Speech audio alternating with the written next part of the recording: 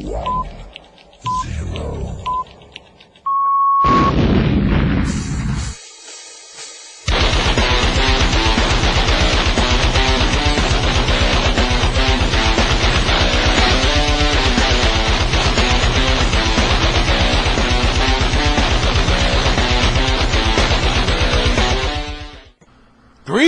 fellow barbarians. It is I, Alan Odinson, and you are listening to the Barbarian Lounge podcast. Please check out our website at thebarbarianlounge.podbean.com. Give us a subscription there so you can follow everything that's going on. You get an update on the shows as soon as they come out. You get them first. You can download the app and listen to them right there. You can also catch up on past episodes there as well. You can find us on iTunes as well as find us on Stitcher. Please go there. Leave us a review. Leave us a rating. That helps our show become stronger and reach a wider audience. Also, if you would like to support the Barbarian Lounge, you can go to our Patreon website. That's patreon.com/The Barbarian Lounge. You can go there. What we've set up is that you can go and click to pledge a certain amount of money, whatever you choose, per episode that comes out. So basically, we had a few people, they've just pledged like $1, so it costs you $4 a month to show your support for the Barbarian Lounge. Every little bit is going to help. It's going to help this show grow stronger along the way. Keep your eye out for the Barbarian Lounge store. We're setting that up right now. We're going to have some good stuff, products that we promote, products we believe in, and we think that all of you should get your hands on those. It's a win-win situation, just as I've talked about in past episodes. We've set up a win-win, meaning you get great products, we get support to make this show bigger, broader, and better than it is right now. I know that's pretty hard to believe that this show could possibly get any better, but it is. Look for also the Barbarian Lounge live on YouTube. We're setting that up right now, and it's your support that has allowed that to happen. Please check out one of our sponsors, OdinsonArchery.com. Traditional bows made out of non-traditional products. You can go there, check them out, get your hands on a bow, some archery gear, some arrows, all manner of things coming out. They got new products coming out in September, so I urge all of you to get your hands on those. If you've ever been interested in archery, you don't have to break the bank. You can go to Odinson Archery, get yourself a nice Brotherhood of the Bow pack, and get everything you need to get started right now. Also, check us out on UCY.TV. The Barbarian Lounge is carried there on Tuesday nights, 8 p.m. to 9 p.m. You can catch up with some of the past shows as they're playing there. There's also a live chat that goes on during the show. Go there and talk with other people about the topics that we are currently talking about. It's a great place. I drop in there whenever I can to talk with my fellow barbarians who are taking over the chat rooms there. So please check it out, UCY.TV. The Barbarian Lounge. Find us on there. So today we're going to be talking about the topic of Southern nationalism. Southern nationalism. I am a proud Southerner. I have spoke at length in various episodes about my pride and my Southern heritage, about how my family shed blood to defend their land, to defend their people from the northern invasion, and make no mistake about it, that is exactly what it was. It was a northern invasion. My bloodline was almost completely wiped out. Was it for slavery? No, it was not. Was it for the defense of land, defense of values, defense of the actual Southern nation itself? Yes, it was. And some of you may think, well, the Southern nation is no more. The Confederacy fell. That's not true.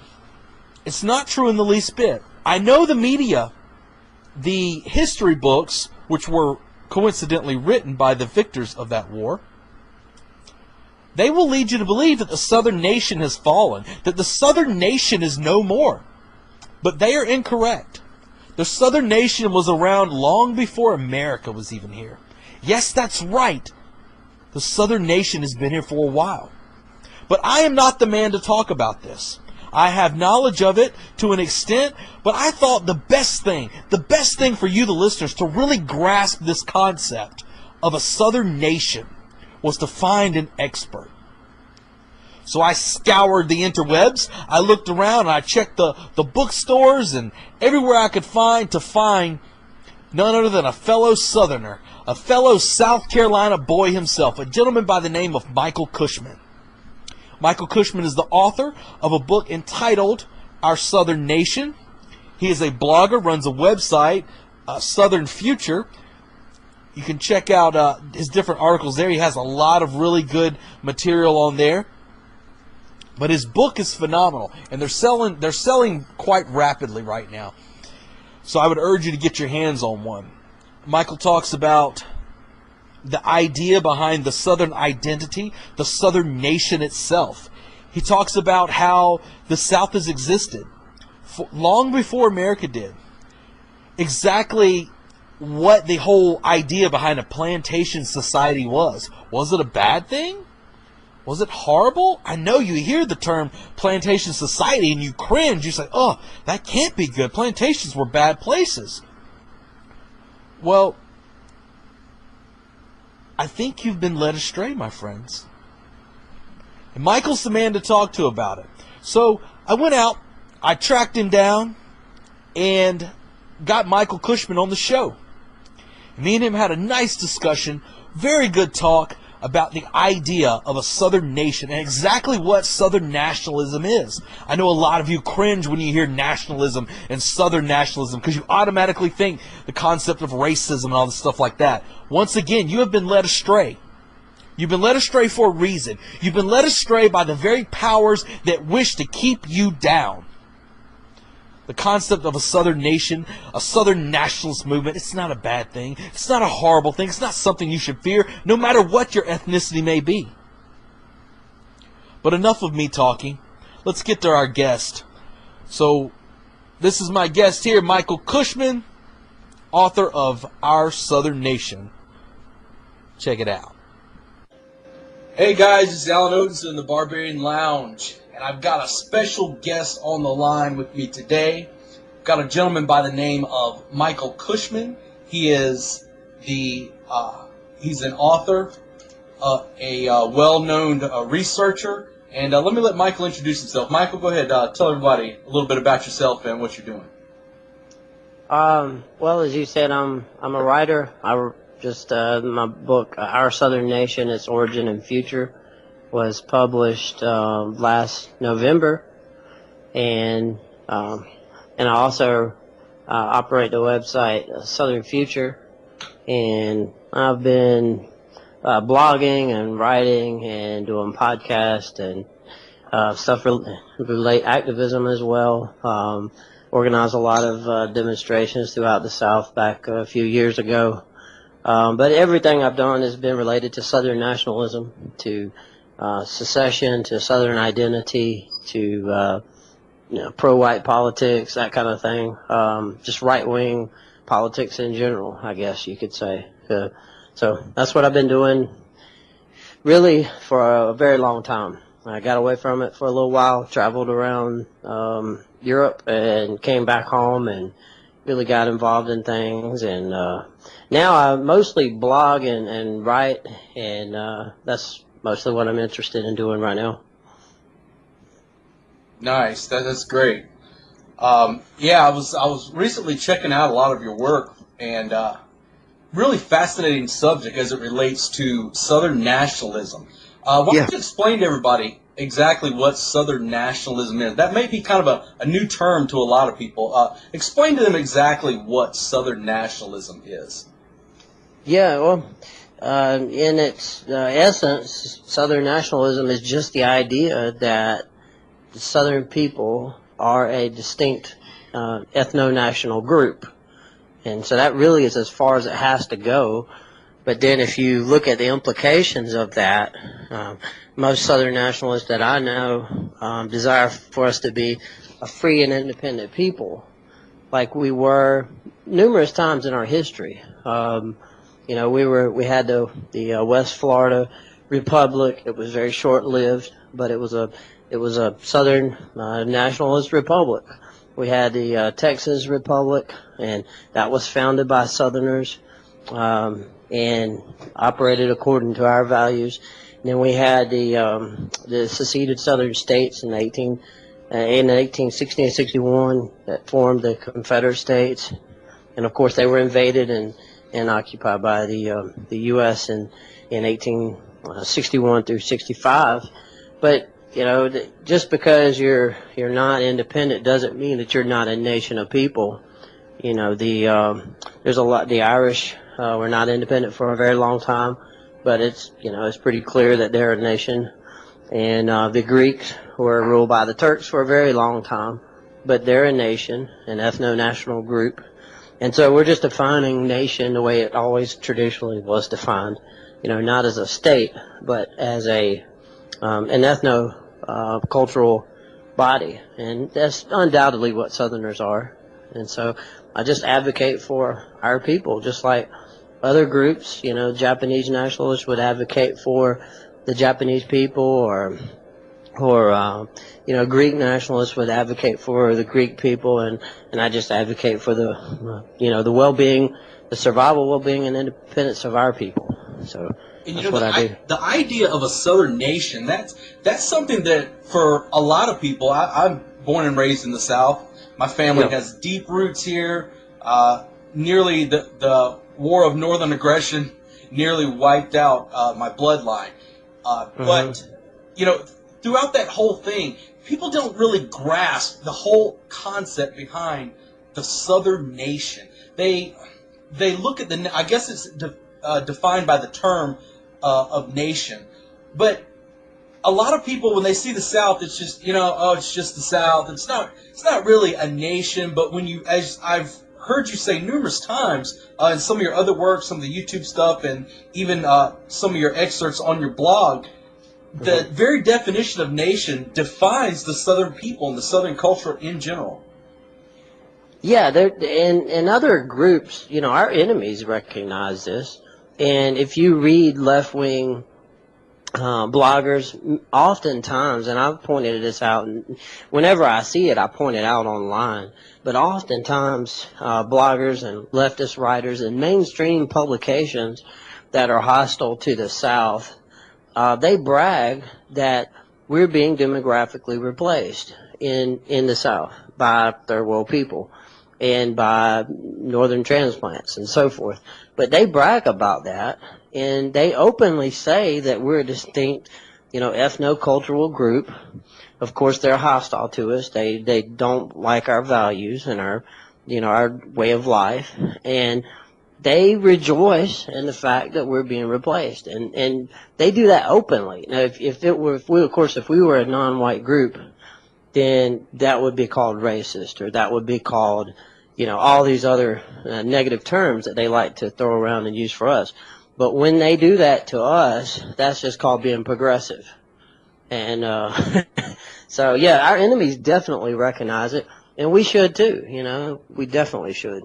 Yeah, that's the thing that really came up over the whole issue initially with the bringing down of the Confederate flag here in South Carolina. I know a lot of people, they managed to find a picture or two of Dylan Roof with a flag, and all of a sudden that became a demonized symbol. But one of the things I told people is, as that whole debate was going on, I was watching it on PBS as they were having the debate there in the State House, and there were many concessions they attempted to make, one of them which was putting up the first Confederate flag, because they were saying, okay, we'll concede if you want to say that's a symbol of hate that's up there now, okay, well, we'll just put up the other Confederate flag, the very first Confederate flag up there. And, of course, the people were like, no. And I think they even said something about putting the Bonnie Blue up there, and they said, no, they didn't want that. So it never had anything to do with any sort of symbol of hate. It was all about the eradication of the culture. Right. Yeah, that's absolutely true, and you see that with the U.S. Congress recently took down the Alabama state flag, No, that's not. That's not the Confederate flag, the Confederate battle flag. Why would you ban the Alabama state flag? It's a red St. Andrew's cross on a white field. This is the flag that inspired the Southern Nationalist flag, and it's that symbol, that red St. Andrew's cross on a white field. That's a very ancient symbol that was not, did not originate in the South. It originated in the British Isles and in Europe in general, but they banned that symbol. So, and they've had monuments taken down of governors, of generals, and so forth. So it's not just about the battle flag; it's about our heritage. More broadly speaking, it's about our identity. It's about us being distinct. And so if you eliminate all our symbols, if you teach the kids in school that being Southern is something to be ashamed of, and that being replaced by a foreign people is okay, that's actually a good thing, that's progressive, because, our heritage is hate, then, you can slowly, and in this case not so slowly, pretty rapidly, you can replace a nation. Nations rise and fall throughout history. And if the people survive, then they can become independent in the future. And I think that's what the United States, these progressives worry about. If we're here in the South and we're still the majority, they could enact various policies, but in the future, who knows, we could reverse those policies, we could become independent, we could cause them all sorts of problems.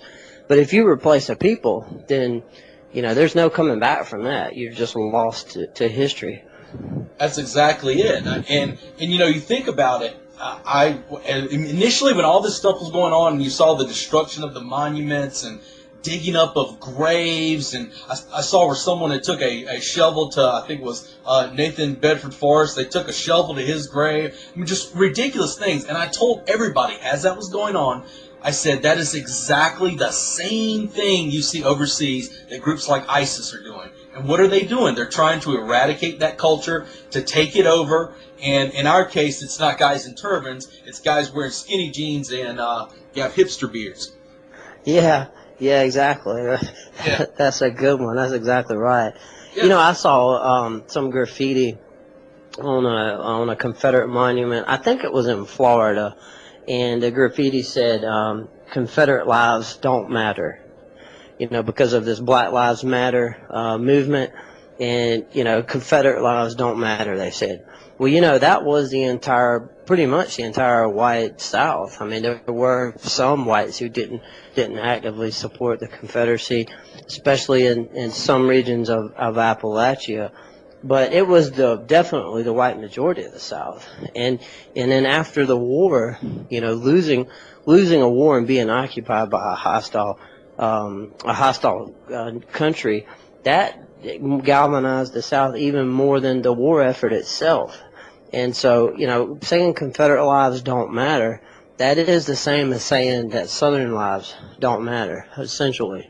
And, that's a direct attack on us. And it's clear that that's exactly what they mean from their legislation, from their activism, from their attempts to ban, our symbols. And, like the University of Mississippi, I read today, they're no longer going to include the song Dixie at their football games. It was only a few years ago. It wasn't very long. It was within my lifetime. I remember seeing a picture of Sports Illustrated showing the University of Mississippi, the Rebels. They had this Confederate general as their mascot, and they had thousands of people in the stands waving little Confederate flags with the band playing Dixie. That's not long ago, and now all of that is gone. The only thing that's left is the word rebel, but the mascot is gone, the flags are gone, and now the song is going to be gone. This is an attempt to just eliminate our identity.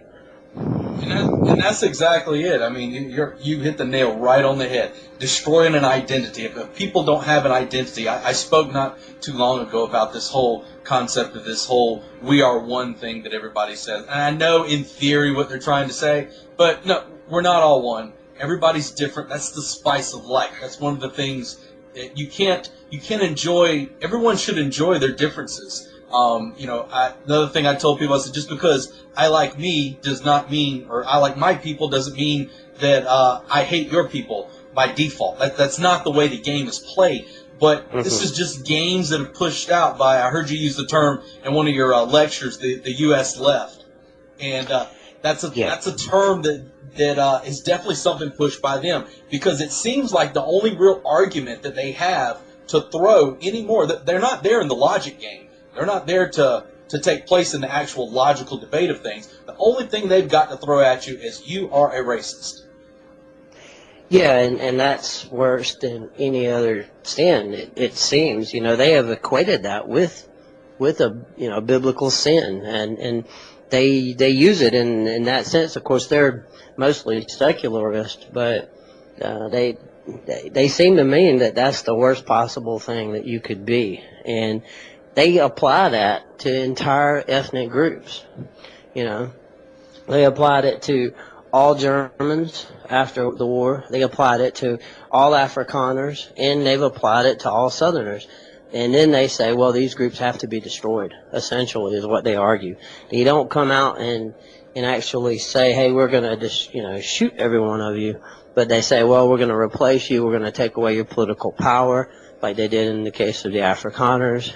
We're going to teach you to hate your nation, your heritage, like they did in the South and in Germany and in other places. And these people are insidious. They really are destructive.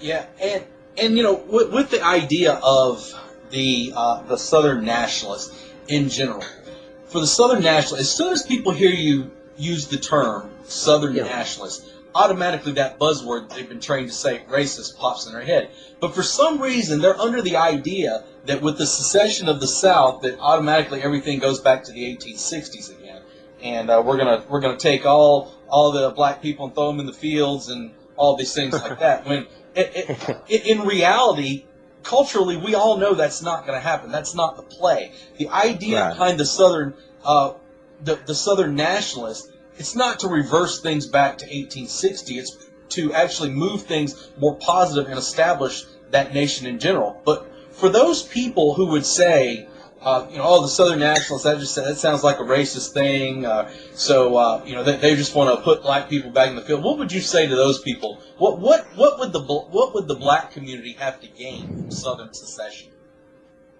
What would black people gain in particular? Well, in the United States, the black population is roughly 14% of the overall population.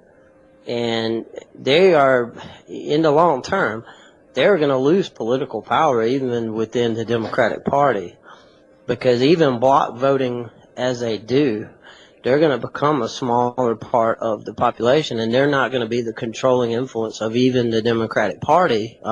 It's pretty clear that Hispanics will ultimately control that party, and even if they gave that party to the Hispanics, gave that to the blacks, then Hispanics would want a party of their own, and because they're already a numerically larger population, and pretty soon, once the kids grow up, there'll be a larger voting population. So within the U.S. framework, the anti-white coalition, which is the left essentially, and combined, it's mostly Hispanics and blacks and urban whites, elites. But that coalition probably won't hold together long term, because as whites become a minority, these other groups will just want to control things for themselves, and then they'll compete over that. And you already see that in some cities of the United States. But in the South, in states like South Carolina, where blacks are, 30% or more of the population, and in Mississippi, I believe they're even higher. I think it's close to 35%. And among young children, it would be even higher than that. So they would have a lot more cultural influence for sure. And in any kind of state, it would be really difficult to entirely eliminate the political will of 35-40% of the population. I mean, And I don't think that there's any real desire to do that among the white population of the South anyhow. Mostly what we're talking about is we want to ensure a future for ourselves. But I don't think that we're particularly hostile to the black population of the South as long as we're left alone, as long as our monuments are not taken down, as long as our kids are not taught to hate themselves because they're white, and so forth. So we just really like to end the assault on us and have self-determination for people. I will qualify that with saying, though, I think a degree of paternalism is good. And so, I've argued in my book that we should be inspired by the past. I don't necessarily think that the exact institutions of the past will be recreated. But paternalism is not a bad thing. I'm all for a degree of paternalism in society. I think it's been really healthy for us and for other groups.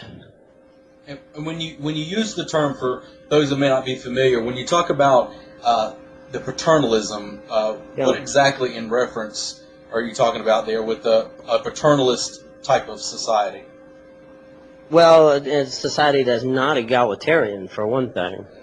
I think that traditionally the South openly rejected egalitarianism, and we still do to the limited extent that we can within the United States. Like we have voter ID laws in the southern states that are always thrown out by the federal government because, of course, they want to take away, they want to make sure that everybody else is out voting us. They'd like to take away our political power. But we're in the South, you see Southerners overwhelmingly support voter ID laws. And we've also supported things like drug testing people on welfare, which the federal government, I believe, threw that out as well.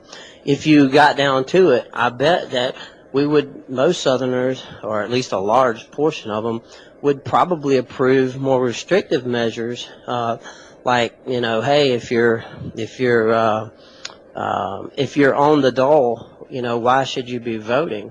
Because then you just have a vested interest to vote yourself more of other people's money. I think something like that, we can make a compelling argument to our people that those who are living off of other people shouldn't have a say in the government until they get off of those programs. So things like that would be a good start. But ultimately, it's just the rejection of egalitarianism, which our people have always strongly rejected. Yeah, you've got the issues now, especially with the overflow from the border right now. We've got issues with that. We've got the federal government dumping refugees from Syria and all over the Middle East, just dumping them here by the thousands. Yeah. I think they said they're close to hitting their 10,000 mark. A lot of them they're dumping here in South Carolina. We've got our holy Islamaville up in the upper parts up there. But, there comes a point where, as the state, our representatives are completely bought out. I mean, I'm sure you fully believe that as well. But with definitely. With the leadership that we have, a lot of people argue that if you're talking about secession, that it's going to be difficult to disconnect with the current leadership we have right now because they are so ingrained and attached to the federal teat that you can't pull them loose. What would you say about that? That is true. And I don't even know if formal secession will be possible. But it's definitely not my first priority. The main thing, before anything else is possible, we have to revive national consciousness among our people. So our people are they're kind of asleep. They've been miseducated on purpose, which is tragic. It's really tragic when you see a self-hating Southerner, or when you encounter one, and there are sadly too many of them out there. Not a majority of our people, but there are out there. When you encounter those people, sometimes you might get angry with them, but you have to remember that they've been miseducated on purpose. So education is a weapon in the hands of our enemies, and they've been using it to great effect. And so the main thing we need to do in the beginning, at least, is to revive national consciousness.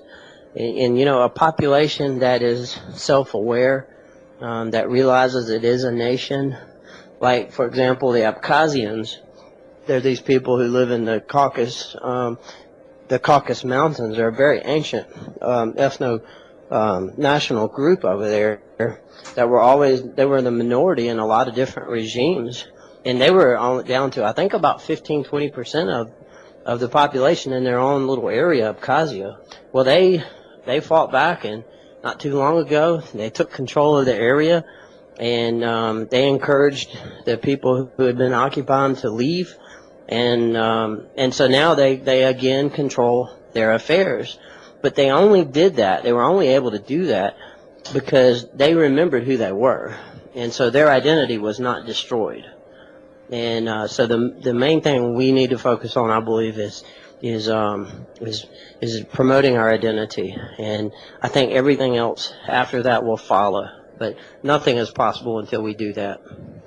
Yeah, I would definitely agree with that. We've talked a good bit on this show regarding identity and having an identity that's congruent with the goals of your group, of your tribe.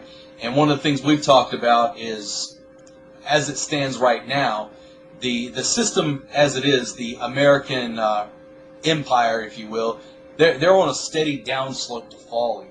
And I could see something like a secession happening on the heels of something, I don't know, an economic collapse or something of that nature. We got the government spending like crazy, and I could definitely see something like that happening. But you're not going to get a people to really follow through with anything that's going to promote anything for a better future without harnessing that identity and really following behind it. I've noticed that one of the things you guys did was the creation of a new symbol, a new flag that I just recently became aware of. Am I incorrect by saying that you helped create that? No, you're correct. Yeah. Okay. Yeah, I did that a couple years ago. Yeah. All right. Tell people why you decided to go with the change on the symbol. Well, we kept the basic symbol itself, which is the St. Andrew's cross, which is a direct, that goes directly back to the British Isles, where most Southerners, their ancestry are from. We're overwhelmingly a British descended people here in North America, and so that St. Andrew's cross we kept, and we haven't actually tried to get rid of our Confederate flags. Like, I have tons of different the various Confederate or Southern symbols, in my house, and strongly advocate for them on historical monuments and so forth, and in our culture in general. I think they should be more prevalent. But all we did was we thought that, hey, if we're going to be out here doing political activism as modern Southern nationalists, and then we should have something that distinguishes us from the heritage groups. Because if you go out there and you're just waving a battle flag, people might not know what you're all about. They might say, well, these are Confederate reenactors, or hey, these people, that's their issue. It's what their main thing is the battle flag, or what they call Southern heritage, which has been reduced to mostly defending the battle flag. And we're about a lot more than that. Ultimately, we're just about the survival and well-being of our people. And so anyhow, we thought we needed some kind of symbol that would help us politically to distinguish ourselves as a modern political movement. And I was interested in putting a real positive image on our demonstration. So we required things, like people dress well and they behave well, and we tried to bring a little discipline to right-wing activism in the South, Southern nationalist activism, and I think to some degree it succeeded, and I think the symbol is kind of is continued, and a lot of it's sold online. You can get it at a couple different flag stores, and it's on T-shirts, and a lot of people still use it. And I think now it's reached a point where it's going to be part of the Southern nationalist movement probably indefinitely, and I think that's a good thing, you know. I absolutely. I think it's a good move. I like the idea of distinguishing from other groups. I've got some of the stickers here, and I've had some friends who have wanted some of those just as a statement of their pride and their push towards the Southern nationalist idea. In your book, Our Southern Nation, you talk about the idea of the South coming from this plantation type of society, this ring that extends. I've read a little bit about that. Everything that I've pretty much found about it had to do with the Knights of the Golden Circle. But I've heard you talking about this ring that was that engulfed a lot of the Caribbean and Brazil and areas like that. Talk to people about that just a little bit. Yeah. Well, our culture, the South. Let me start saying this: the South existed before the United States. So our culture existed as a distinct culture before the United States was founded. So the Virginia colony goes back to 1604, I believe. The South Carolina colony to 1669, 1670. And these places, especially South Carolina, was founded by a British colonist who had previously lived in Barbados. And Barbados was a plantation colony. It was a sugarcane colony. And they had gotten their model of society, the model of the plantation, very inegalitarian, paternalistic society, very traditional, hierarchical, all the positive things that came to describe our civilization. Well, they had these British Barbadians who transplanted that civilization into the South from the Caribbean. They had gotten that model from Brazil. And the Portuguese colonists in Brazil had developed it there and on the islands of the Eastern Atlantic, where they had built sugarcane plantations.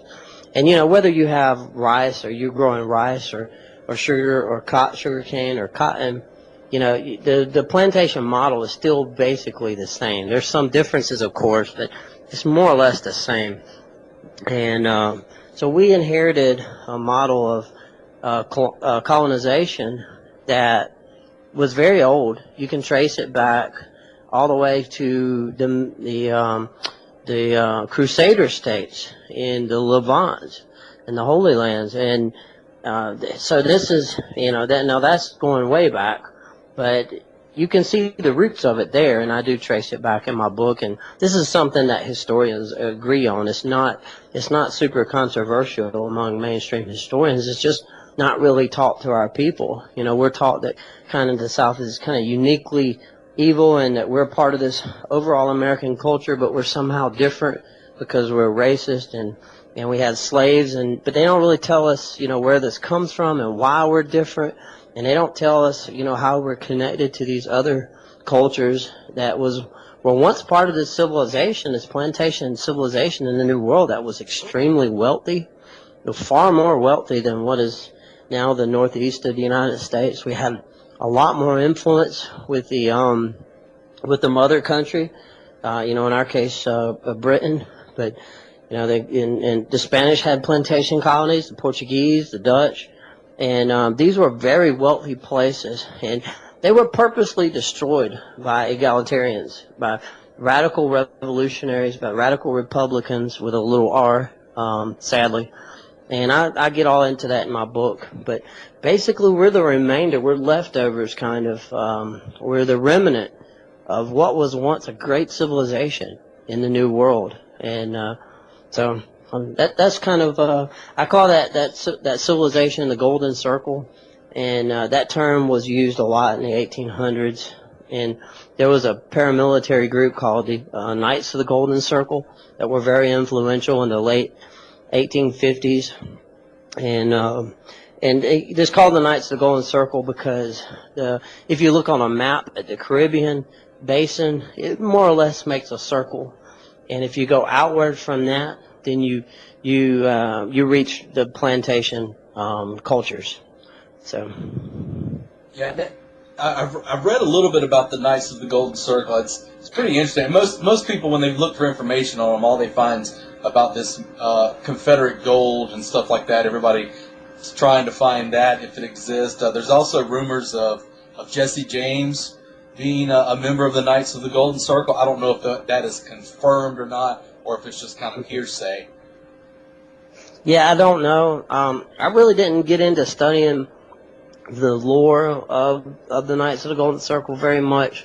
The group itself, I only studied to the extent that their political vision, basically, and they had all these what they called castles, which were their local groups across the South. They were biggest in Texas, but they held public meetings, and there were a lot of big leaders in the South who were rumored to be members of the group. It was kind of formed along a Masonic, along those lines, but it wasn't exactly that. That was just kind of its organizing structure. But I never got into too much of the lore of it because, that's dominated mostly by lay historians, and it's difficult to know what you can trust or not trust about it. I was really more interested I just took the name of it and was more interested in the spreading of that plantation civilization and promoting that concept. And because I think it's important for our people to know, where they come from and to understand that we had a past, golden age that really, the most of that golden age was before the United States existed. And, we can be influenced by the values of that civilization because those values made us great. So if Dixie is going to be great again, it needs to be influenced by those values that work here, not by these, bourgeois northern values, these egalitarian, anti-white values that do not work for us. When you hear the term, with a lot of people, they hear the term the plantation society. That was basically, if I understand it correctly, was basically modeled after a kind of like a feudal society in a way, was it not? Yeah, it combined feudal values and feudal ideas and social structures with a colonial circumstances and a multiracial circumstances. So in Europe, you didn't have really multiracialism in most of Europe. The serfs in England were racially the same as the king and the nobility and so forth. But in the New World, that was not the case. And so the plantation model preserved the white ruling class. It preserved civilization, essentially. Where it broke down, where it was destroyed violently, like in Haiti, you had a complete destruction of civilization there, and they've never recovered from the loss of their plantation system there. They've been, they're one of the poorest places on earth now, despite us giving them billions and billions of dollars and pumping in, and twice going down there and trying to restore order. There's just nothing that can be done for that island short of recolonizing it and putting the people to work then, and then you could have civilization restored there. Yeah, that's also true in places like northern Brazil and some other places. Yeah, Haiti's one of the only places that can get trashed by a hurricane and the quality of life doesn't change a bit. It's always just in a bad It's sad. Yeah, the motto, really sad. The motto of the Dominican Republic is, "Hey, at least we're not Haiti." So it's just bad. It's a bad area there, and it's hard to people need to remember too that most people probably don't even realize this, but in the late 1700s, that was the richest place on earth, and and it didn't have a huge white population. But it did have, this French colonial system, and it wasn't entirely French. There were some Spanish masters, there were some English people living down there, but it was part of France, the French Empire, and it was inegalitarian. It was hierarchical. It was paternalistic. It had a plantation model, and it was the richest place on earth. And just a short time later, they had a black revolution supported by white leftists in Europe. And all that was overthrown, and the white people were either killed. Look up the massacre of 1804.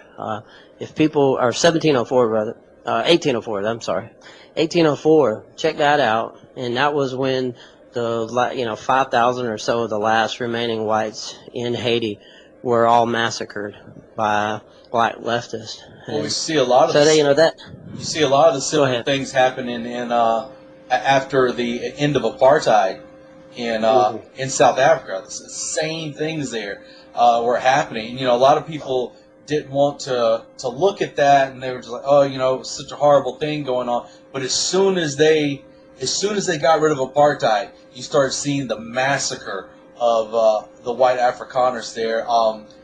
Nelson Mandela with the burning tires hung around people's necks and stuff there, and they just praised this guy.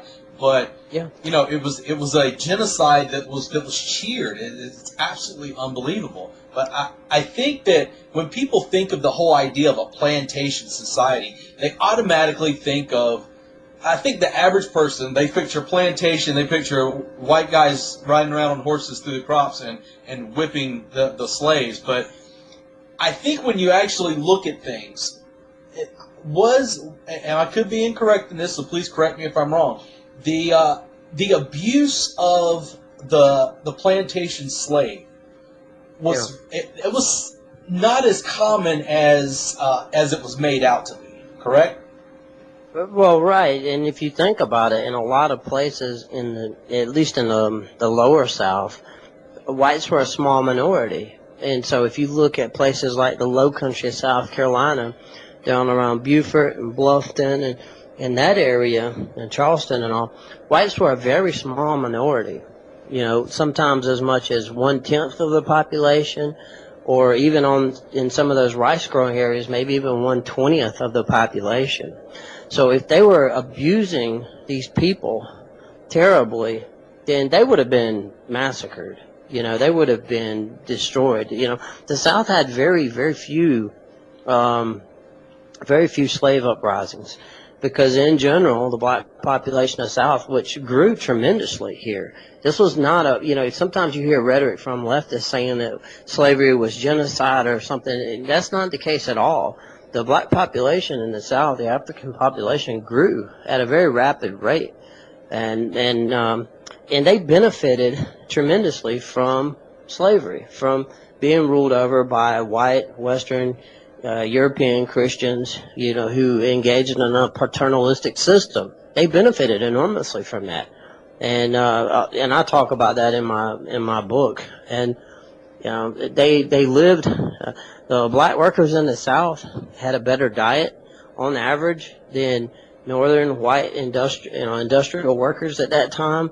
They had more time off than northern white industrial workers and so forth. So their conditions were not all that bad, and actually pretty favorable when you look at other working classes of people around the world at that time. They were actually pretty good. And so, if they would have been really awful, as bad as they are portrayed in movies and so forth, then, it just would not have lasted as a system. It would have broken down. And there would have been repeated revolutions, and that was just not the case. There really wasn't. Exactly. That's one of the things I was trying to tell guys when I was researching researching some things on the South and whatnot. I was trying to tell them, I said, you think about it. If somebody was going to beat you every single day and make your life terrible, wouldn't feed you, and just made your life horrible, how well would you work for them every single day? I mean, what is death going to be worse than the life you're living right now? For most people, it wouldn't have been, but it wasn't the case. I've told people the story about with my family. When after most of the males in my family died during the Civil War, we had one black lady who was help that stayed with my 4 times great grandmother.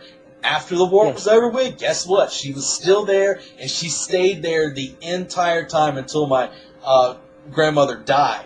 she was helping Yeah. raise the kids. I mean, they were not treated as if it was somebody horrible. That she was the one that was doing most of the taking care of the family to an extent. Well, she was helping out, but she wasn't treated. She lived in the house. I mean, it wasn't like it was some story. But again, that's part of the whole destruction of culture, the initial reconstruction, and everything that we went through here that we're still going through on different levels, I guess you could say. Yeah, and that's partly what I meant by paternalism. I don't know if I described it very well earlier, but your listeners can go back and look at various paternalistic societies.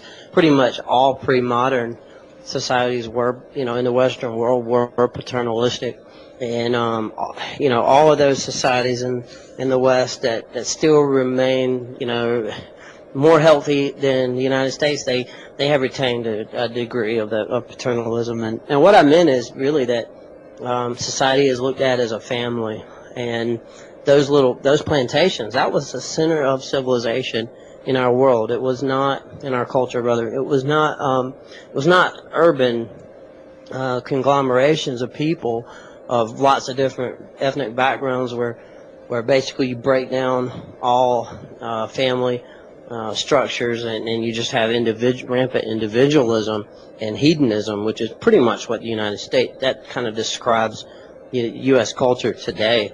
But the culture in the South was very paternalistic in the sense that those plantations were not only the center of civilization, but they were little family units themselves.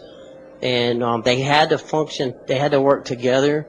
The father was the leader of that little family, that little unit of civilization, and that was just a really good model for our people, and it worked so well. It made us a very wealthy culture. We had a very moral and decent culture, far better, I think, than what you see today. So we're going to wrap it up here just a little bit, but I want to pose to you this question here. I've stated some different ideas as far as what I think would be wise things for the modern Southern man to really focus on. Things such as getting healthy. I know the South is one of the most unhealthy places around, and anytime we can destroy that image of the fat hillbilly, everything that they've shown on TV for the past 100 plus years, but everything they've shown on TV, we need to start tearing that down. I noticed you said in your demonstrations you urge people to dress nice and all these things like that, and that's a step in the right direction. If you had to say, what do you think for the modern Southern man, what are the things that we need to focus on if we really want to see the idea of a Southern nation and a strong South grow? Yeah, I think we can look back to our ancestors for inspiration, but we also need to look to the future. And one of the most important things we can do is form healthy families. And, of course, that begins, like you say, with working on yourself, improving yourself, getting a good job. A lot of our people get out of college and they just kick it around for years on end. And I know I did, and, years go by that you can never get back. And, we're told, hey, you're going to live forever, don't worry about it, you can have children later, you can have a family later, you need to get out and see the world and stuff. And there's nothing wrong with traveling and all, but I think we should start forming families sooner, and we should work to have, big, strong, healthy families, and moral and decent families, and make our families little examples of what we want to see in society as a whole.